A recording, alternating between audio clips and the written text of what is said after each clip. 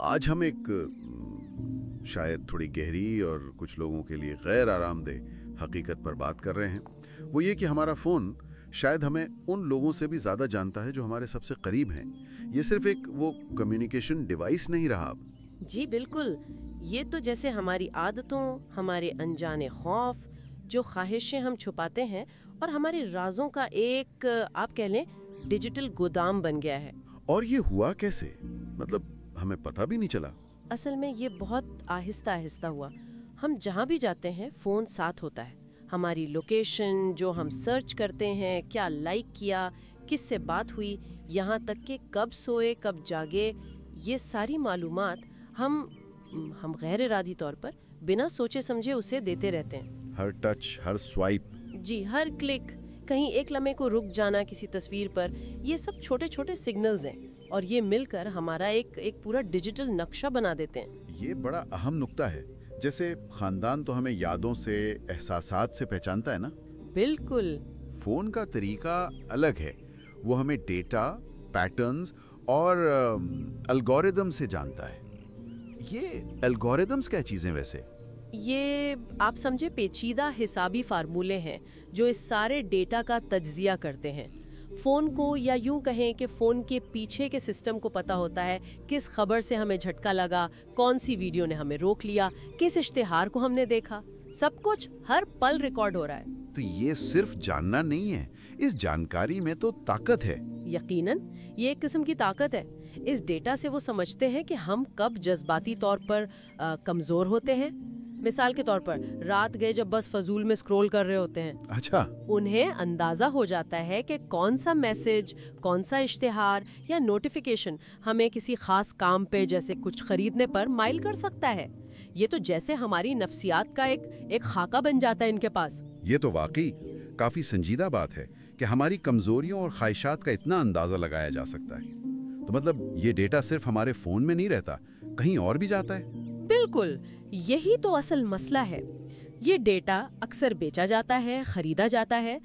کمپنیاں یہ معلومات استعمال کرتی ہیں تاکہ وہ ہمارے خیالات، ہماری پسند ناپسند، حتیٰ کہ فیصلوں پر اثر ڈال سکیں. ہماری توجہ کو ہائی جیک کیا جاتا ہے، آپ نے کہا. جی، ہماری توجہ جو سب سے قیمتی چیز ہے اسے قابو کیا جاتا ہے. اکثر ہمیں پتہ بھی نہیں ہوتا. ہماری واضح اجازت کے بغیر بس سہولت کے نام پر ہم نے اپنی نجی زندگی تک رسائی دے دی ہے.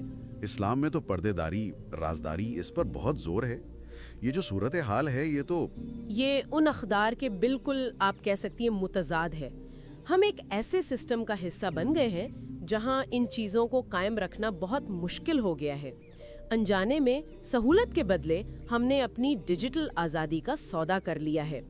پھر ہم حیران ہوتے ہیں کہ ہماری رائے کیسے بدل گئی یا ہم نے یہ چیز کیوں خرید لی. تو پھر کریں کیا؟ اس صورتحال میں کیا کوئی راستہ ہے اس گرفت سے نکلنے کا یا اسے کمزور کرنے کا؟ دیکھیے، پہلا اور سب سے اہم قدم تو آگاہی ہے، شعور.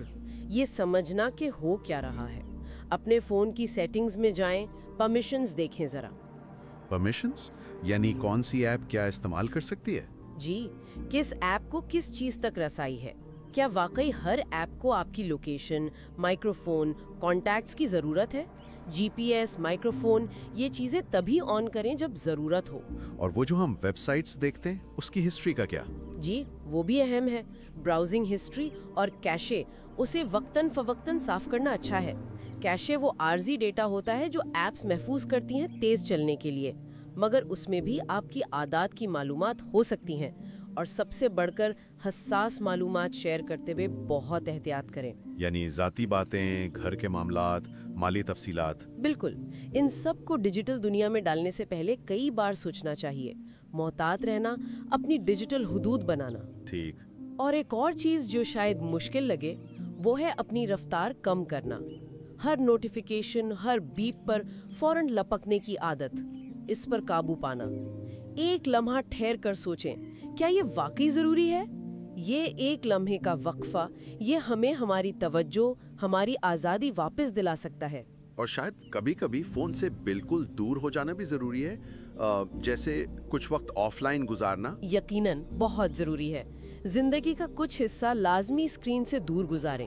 मुतालिया हो, गौर फिक्र हो, इबादत या बस बाहर निकलना। जब हम तवज्जो टेक्नोलॉजी से हटाकर अपनी ज़ात पर, अपने रब से ताल्लुक़ पर लाते हैं तो फ़र्क महसूस होता है। ये याद रखना होगा कि फ़ोन एक आला है हमारी सहूलत के लिए। ये आदतों को बढ़ावा दे सकता है, लेकिन इसे मालिक नहीं बनना चाहिए। असल आज़ादी तो अपनी तवज्जो पर इख्तियार में है। और आखिर में एक गहरी बात, फ़ोन हमें सतह से जान सकता है, हमारी आदतें, हमारे रवैये, लेकिन इंसान की रूह की गहराइयाँ, उसके असल जज्बात, नीयत, वो सिर्फ खुद जानता है और उसका रब। इन अंदरूनी कैफियत को कभी स्क्रीन के हवाले न करें। जब हमारी तवज्जो अल्लाह की तरफ होती है, अपनी रूहानी बेहतरी पर, तो ये डिजिटल असरात खुद ब खुद कमज़ोर पड़ जाते हैं। तो आइए आज से ये कोशिश शऊरी तौर पर शुरू करें। अपनी तवज्जो को वापस हासिल करें, अपनी डिजिटल जिंदगी को अपनी मर्जी से चलाएं और अपनी असल आज़ादी को दोबारा पाएं।